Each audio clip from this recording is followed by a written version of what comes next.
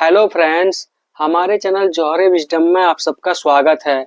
मैं आर के जौहरी आज आप सब के लिए एक हैरान कर देने वाली खबर लेकर के आया हूं, जो सीधे दिल्ली हाईकोर्ट के न्यायमूर्ति जस्टिस यशवंत वर्मा से जुड़ी है। उनके सरकारी बंगले से 500 रुपए के जले हुए नोटों की गड्डियों के मिलने के बाद मामला सुप्रीम कोर्ट तक पहुंच गया है। अब उनके खिलाफ महाभियोग की मांग उठ रही है।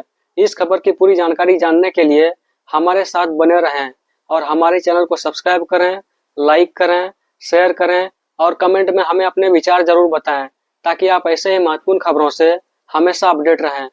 दिल्ली हाई कोर्ट के जज जस्टिस यशवंत वर्मा इस समय गंभीर विवादों में फंसे हुए हैं। उनके सरकारी आवास पर होली के दिन आग लगने की घटना के दौरान जब दमकल कर्मी आग बुझा रहे थे, तब उनके घर में 500 रुपए के जले हुए नोटों की गड्डियां पाई गई। ये जानकारी सामने आते ही पूरे देश में यह मामला सुर्खियों में आ गया और न्यायपालिका की निष्पक्षता व पारदर्शिता पर सवाल उठने लगे। इस घटना के बाद तत्कालीन चीफ जस्टिस संजीव खन्ना ने सुप्रीम कोर्ट के तहत एक इन हाउस कमेटी गठित की, जिसमें Punjab and Haryana high court के चीफ जस्टिस शील नागू, हिमाचल प्रदेश हाई कोर्ट के चीफ जस्टिस जी.एस. सांधवालिया और कर्नाटका हाई कोर्ट की जस्टिस अनु शिवरमन शामिल थी।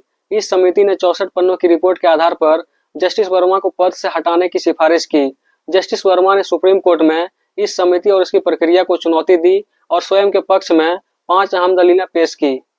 पहली दलील में उन्होंने इन हाउस कमेटी की वैधानिकता पर सवाल उठाते हुए कहा कि यह केवल एक एडमिनिस्ट्रेटिव प्रक्रिया है, जिसका कार्य सिर्फ तथ्य इकट्ठा करना होता है।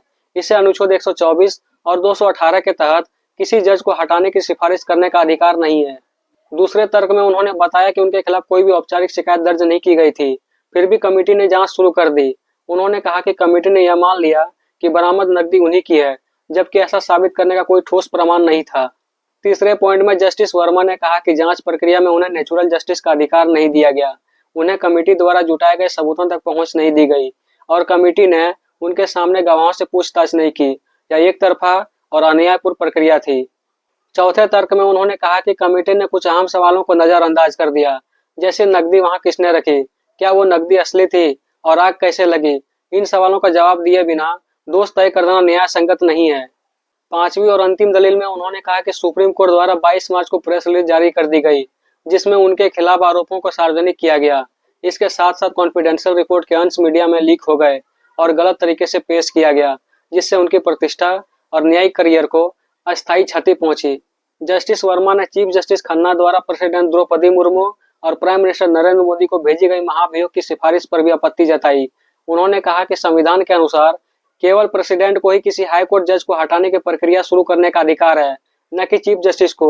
उन्होंने यह भी आरोप लगाया कि चीफ जस्टिस खन्ना ने रिपोर्ट पढ़ने या प्रतिक्रिया देने का उन्हें पर्याप्त समय नहीं दिया और सिर्फ कुछ घंटों के भीतर इम्पीचमेंट की सिफारिश भेज दी।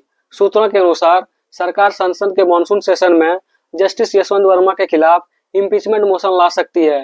विपक्ष ने भी इस मुद्दे पर समर्थन देने के संकेत दिए हैं।